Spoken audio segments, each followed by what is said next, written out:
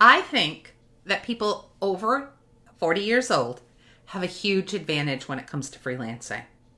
Now, that probably isn't what you've been told. Every way you look, social media is celebrating 20-somethings building six-figure businesses, quitting their jobs and becoming entrepreneurs before they turn 30. If you're over 40, it's easy to wonder if you've missed your chance. But I actually think the opposite is true. In fact, I believe in your 40s and even in your 50s or beyond may be the best time for you to start freelancing. In fact, my dad started consulting at 64. He's currently 78, still doing a little part-time consulting. So it's never too late to get started. Why? Because freelancing isn't about being the youngest person in the room. It's about solving problems. It's about bringing your expertise and your judgment, all that real world experience, to clients who need your help. And let's face it, by the time you're 40, you've likely spent decades doing exactly that. I'm Jennifer. I'm a mom. I'm from the Freelance Shift, and I help aspiring freelancers build profitable businesses using AI and other modern proven systems that I've tested myself in my work as a full-time freelancer. So think about everything that you've learned over the years. You've worked with a lot of different managers. You've seen some really great leaders and probably some that aren't so great. You've worked through difficult projects, what felt like impossible deadlines, the office politics, software rollouts, organizational changes, and countless other unexpected challenges. You know how business operates because you've been inside of them for quite a while now, and that experience has value.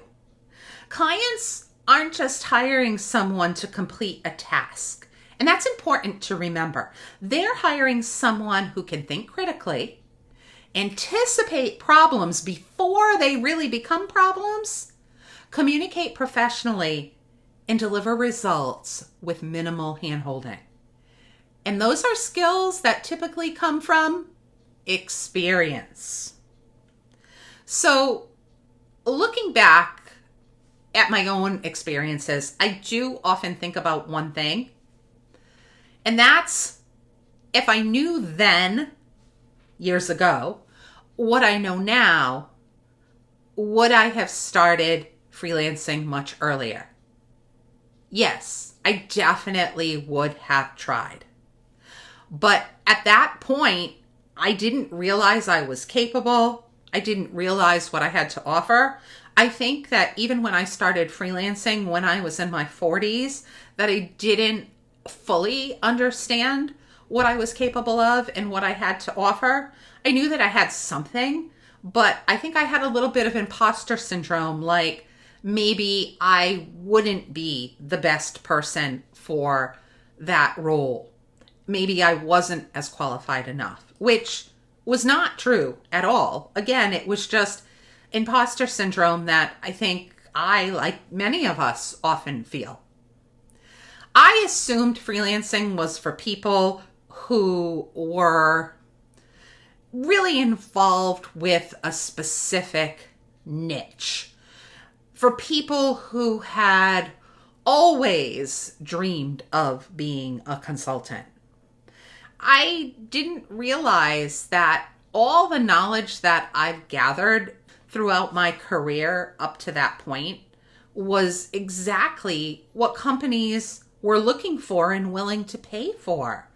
But, let's face it, we're all on our same path. Sometimes the realizations come a little bit late, as they did in my instance.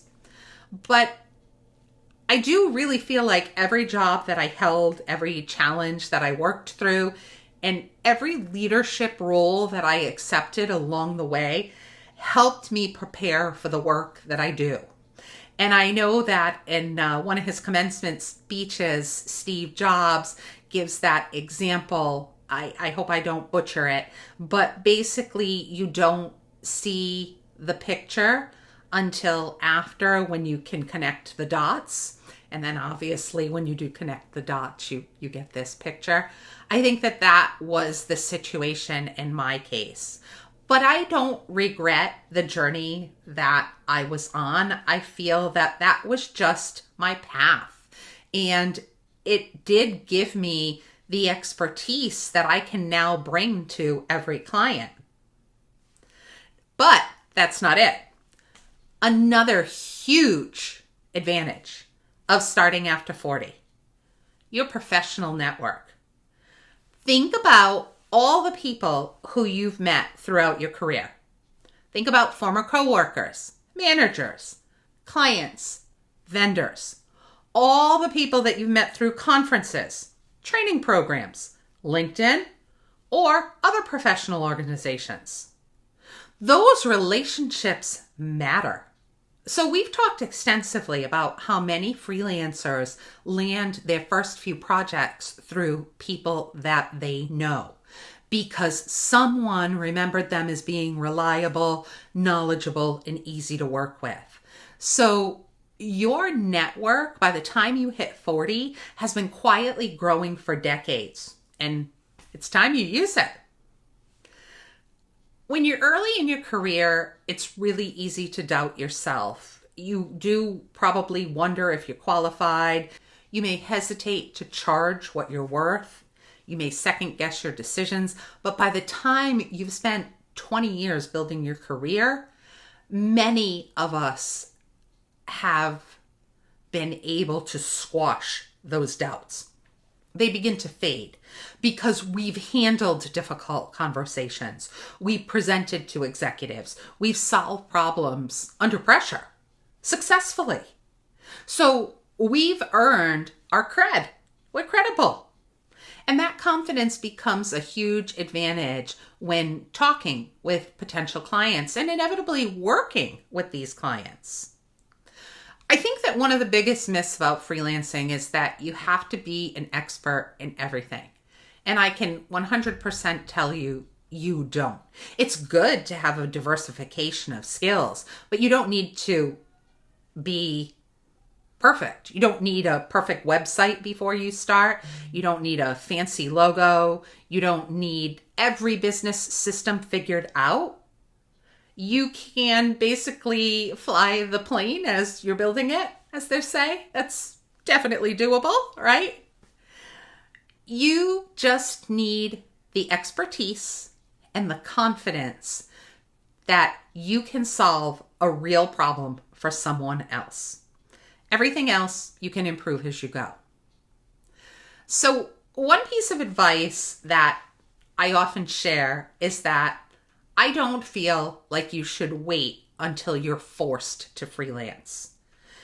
Don't wait until your company downsizes or your role changes or maybe AI shapes your industry.